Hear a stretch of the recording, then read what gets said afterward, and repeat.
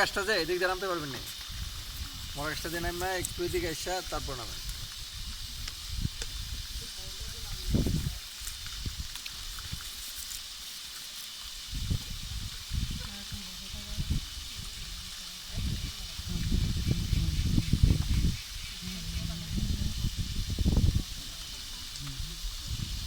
ওই তো একটা বান্দর ঝুলি আছে, জুম করলে দেখা যাবে, দাঁড়া দেখা দিচ্ছে বান্দরটা এমন ভাবে ঝুলি আছে, একটু নড়াচড়া করতেছে।